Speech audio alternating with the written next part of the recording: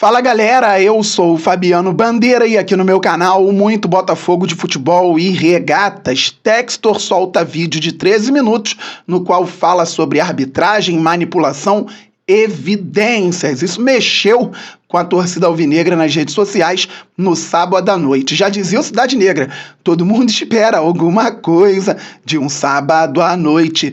Vou comentar por aqui, é um tema muito sério, vou falar também de parte tática. Trago agora sim a análise do segundo gol do Botafogo contra o Bragantino na Libertadores. Quebramos uma linha de 5 e o trecho está muito interessante. Além disso, os relacionados para a partida de mais tarde, sim, hoje o Botafogo joga semifinal da Taça Rio contra o Sampaio Corrêa em Saquarema. Às 16 horas, a molecada vai para campo. Mas antes, eu peço se inscreva por aqui, é simples, rapidinho, fácil, grátis. Tem um botão embaixo do vídeo. Inscrever-se, é só clicar e fazer parte desta família maravilhosa que torce para o fogão e acompanha o canal Fabiano Bandeira diariamente. Traga novos inscritos, pode falar que aqui tem muita informação, opinião, análise tática e mais. Galera, vamos passar logo dos 48 mil inscritos, depois vamos muito além, pois o glorioso é gigante. Deixe o like, isso é fundamental para o crescimento do canal, assim o YouTube entende automaticamente que você gosta dos conteúdos robustos do canal Fabiano Bandeira e distribui também automaticamente para mais pessoas. Ative o sininho para que você receba as notificações de todos os vídeos e todas as lives aqui do canal Fabiano Bandeira. Pois é, galera, começa com a parte tática. Daqui a pouco a gente fala sobre John Textor, arbitragem, polêmicas. Mas vamos agora para o campo e bola. O segundo gol do Botafogo contra o Bragantino saiu dentro de uma estratégia muito interessante para um jogo que estava muito complicado, muito brigado e muito disputado, principalmente na região do meio-campo. Vejam a análise, 2 minutinhos e eu volto para falar mais um pouco.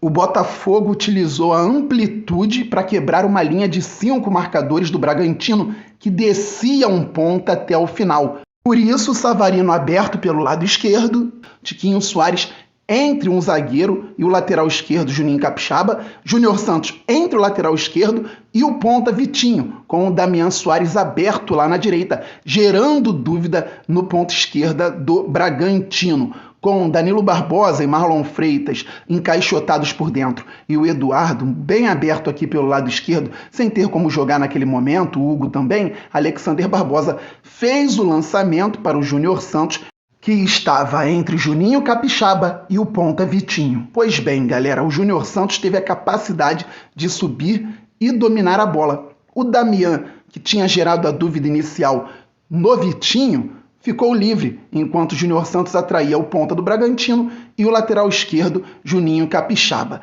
Foi então que o Júnior Santos pôs a bola no chão, atraiu o Vitinho completamente e o Juninho Capixaba, e o Damian ficou livre. Vejam, o ponta entrou para marcar. Por isso, o Júnior Santos conseguiu encontrar o espaço. Detalhe, Tiquinho Soares gerava movimentação por trás do Juninho Capixaba, fazendo com que o Luan Cândido tivesse que acompanhá-lo. Júnior Santos encontrou o espaço marcado por 2. Damian teve liberdade para dominar e levantar a cabeça. Como o Tiquinho Soares entrou e o Damian estava com a bola com liberdade, o Bragantino, que inicialmente tinha uma linha de 5, desceu com todos esses jogadores e o Júnior Santos ficou livre porque ele não se adiantou, ele aguardou o momento certo para receber o passe novamente. Só que além da linha dos 5 defensores dentro da área, o Bragantino colocou mais 2 atletas. O Damian deu um belo passe para o Júnior Santos, que teve que utilizar um recurso por conta dessa quantidade de jogadores do adversário dentro da área. Quando a bola chegou, Júnior Santos então aplicou o recurso aqui citado, levantou a pelota, girou e fez um golaço com a perna esquerda. Então o Botafogo quebrou uma linha de 5 defensores com o lançamento do Barbosa, o entendimento do Júnior Santos, o bom passe do Damian Soares, a movimentação do Tiquinho e a baita finalização do Raio. Pois é, galera, preparei esse material com muito carinho para vocês. O que nós vimos? Um Botafogo que não tinha muito espaço por dentro naquele momento, com o Danilo e o Marlon encaixotados. O Eduardo tentando uma solução para a movimentação pelo lado esquerdo, mas naquele momento também não teria como fazer uma grande jogada por ali. O Hugo um pouco mais preso, e então o Bragantino tinha aquela linha de 5 defensores, com o lateral direito, 2 zagueiros, o lateral esquerdo Juninho Capixaba e o Vitinho, ponta esquerda, descendo até o final. Foi aí que o Botafogo teve a estratégia de colocar o Savarino pelo lado esquerdo, Tiquinho entre 2 jogadores do Bragantino por dentro, o Júnior Santos entre 2 jogadores do Bragantino por dentro, com o Damian bem aberto lá pelo lado direito, ou seja, um lateral que avançou para ajudar a desbloquear a última linha defensiva do adversário. Com a parte técnica em dia, o lançamento do Alexander Barbosa foi muito bom, então o Júnior Santos desbloqueou ainda mais a defesa do Bragantino com bom domínio, atração de 2 adversários e bom passe também para o Damian, que devolveu a bola para ele, movimentação do Tiquinho, atraindo também outros jogadores do Bragantino. Então o Botafogo teve tranquilidade, o Damian Soares deu passe, o Júnior Santos aplicou o recurso, porque chegaram mais 2 homens do Red Bull Bragantino na área e ele fez um golaço, o nosso Raio. Beleza, galera, agora vamos falar sobre John Textor. A fala dele foi importante, 13 minutos, é difícil sintetizar. Vou deixar o link do vídeo aqui na descrição deste vídeo. Se você não viu, veja, é importante sim, mas eu quero trazer aqui 2 pontos. O primeiro é o seguinte, ele diz, John Textor: eu recebi uma gravação de um funcionário ligado à CBF, foi validado, autenticado, foi falado para mim por autoridades de confiança, não foram jornalistas. Também está nas mãos da polícia, esteve nas mãos de oficiais por 1 ano e foi numa divisão inferior. É um jogo conhecido por nós, tem um técnico, tem um time, tem pessoas que autenticamos. E tem uma gravação de um juiz falando que estava triste de ter perdido dinheiro porque o jogo que ele estava tentando manipular não tinha ido do jeito que ele estava tentando influenciar. Ele foi específico, ele deu 1 minuto no relógio, deu um pênalti que não deveria e o atacante bateu o pênalti na trave.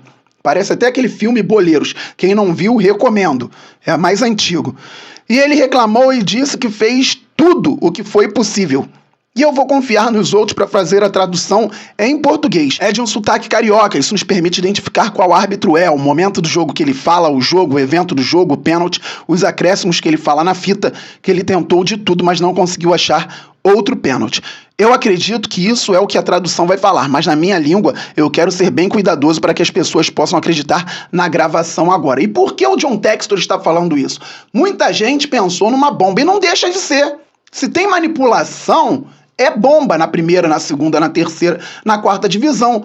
E tem um detalhe, imaginem, você é o John Textor, eu te convido para uma entrevista e você, de muito bom coração, aceita, vem aqui ao canal Fabiano Bandeira. Eu falo para você, observe, a arbitragem prejudica sem querer muitos clubes, e você me diz: mas nós vamos falar que não tem problema na arbitragem do futebol brasileiro, Fabiano? Eu tenho evidências. Eu sei de um jogo que foi manipulado, um áudio de um árbitro reclamando que não recebeu propina. Você não me falou qual divisão, mas você tem uma bomba. Você tem uma informação importante. E o que você quer me dizer com isso? Penso eu, e eu respeito as opiniões. Você quer me dizer o seguinte: como vou confiar na Série A, que eu tenho evidências que uma empresa de credibilidade, depois de muito trabalho, identificou que são claras sobre erros de arbitragem, se nas séries inferiores nós tivemos já comprovação por conta do autor de manipulação? Por que na Série A eu vou confiar que é só um erro ou são muitos erros, mas apenas erros humanos, e nas divisões inferiores com comprovação, aí sim, lá tem problema e na Série A não tem? O Textor não falou em momento algum para o Globo, segundo ele, que tinha a ver com o Botafogo ou com a série. Mas ele não confia num futebol que tem problemas de manipulação. Vou tirar a razão? Com tantos problemas na arbitragem? Então é justamente essa parte da imprensa que eu quero ler aqui com vocês também. Diz o Textor: quando questionei o Globo diretamente e pedi para ser gravado, eu falei: se você não está tentando manipular minhas palavras, então por que misturam isso num artigo sobre vários outros assuntos que eu não estou falando? Eu nunca disse que tenho gravação de árbitro envolvido em manipulação de resultados nos jogos da Série A ou relacionado com o Botafogo na Série A ou na Série B. Isso nunca foi dito. Não vou alegar qual é a agenda deles, estou apenas aprendendo por aqui. Mas por que a Globo levaria diretamente as gravações dos meus comentários com um repórter de confiança que talvez estivesse numa briga com seus editores? Não sei, é uma forma incrivelmente enganosa de descaracterizar o que eu disse. Eles têm a gravação, traduzam-na. Eu dei a permissão. Então John Textor está falando para a Globo divulgar a gravação da entrevista, porque isso não foi divulgado. Nós falamos em cima do que saiu na matéria. Vamos aguardar. Continuo do lado do Textor no sentido de tem evidência de prejuízo para algum clube em divisões inferiores? Mostra isso, debate. Se você tem credibilidade por conta do que vai mostrar ou vai ganhar mais credibilidade por isso, aí sim talvez o Superior Tribunal de Justiça Desportiva veja com bons olhos, não sei, mas pode ser que mude, veja com bons olhos a intenção do Botafogo de melhorar a arbitragem no futebol brasileiro. E não para benefício do Botafogo, mas para equilíbrio, isonomia nas competições nacionais de futebol. É importante todo esse movimento e vamos ver o que o Textor vai mostrar lá no STJD. Ele disse que as provas já passaram até pela polícia com relação ao jogo citado de divisões inferiores. Citou também um Palmeiras e Fortaleza. Aqui a gente vai esperar mais detalhes também para comentar. Textor falou muita coisa, é muito importante o vídeo.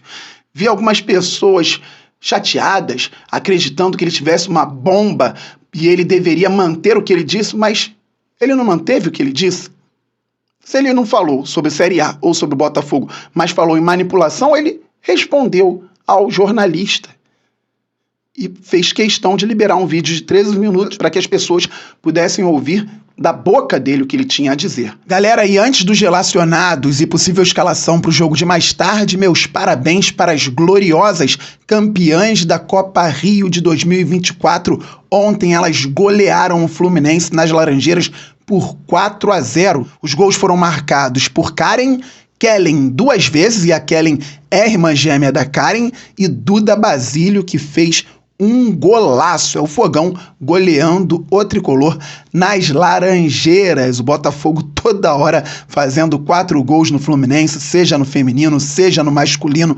Toda hora um baile contra um dos rivais aqui no Rio de Janeiro. Parabéns, meninas, parabéns, gloriosas, por mais uma conquista. Obrigado por honrarem a camisa do Fogão, que entra em campo hoje pela semifinal da Taça Rio, lá em Bacaxá, para jogar contra o Sampaio Correia. E o Botafogo vai com um time de garotos. Os titulares vão treinar muito ainda, pensando no Red Bull Bragantino na próxima quarta-feira. Apenas alguns jogadores que vêm atuando estarão no jogo de hoje. Quando eu falo vem atuando, seja o Hugo como titular, ou então o Diego Hernandes, que vem entrando, o Cauê também. E deveremos ter um time bem legal para que possamos analisar o crescimento dos garotos com a nossa camisa. Os relacionados, Igor Gabriel e Lucas Barreto. Gatito não está relacionado, então Igor Gabriel e Lucas Barreto são os goleiros. Temos o Bastos, o David, o Hugo, o Cauã, Luiz Otávio, Matheus Ponte e o Serafim para a defesa. Meio campo, Breno, Diego Hernandes, Cauê, Nilton, Raí, Juan e Zapata. Atacantes, Emerson Urso, Janderson, Matheus Nascimento e Yarlen. Então, Botafogo pode ir a campo, galera, com o Igor Gabriel no gol, Matheus Ponte na lateral direita, Bastos e Cauã na zaga e o Hugo na lateral esquerda. No meio campo, poderemos ter Nilton, Cauê e Raí. Diego Hernandes aberto pelo lado direito, Janderson centroavante, o Urso aberto pelo lado esquerdo. Eles podem se revezar também nas pontas. Esse pode ser o Fogão para o jogo de mais tarde. Estou curioso para saber como a molecada vai jogar. E nós vamos torcer muito para que o Botafogo vença. Vestiu a camisa alvinegra, tem que vencer. Beleza, galera? A qualquer momento eu volto. Estamos muito juntos. Saudações alvinegras. Aquele abraço. Probabilidade de live pós-jogo. Valeu, fui.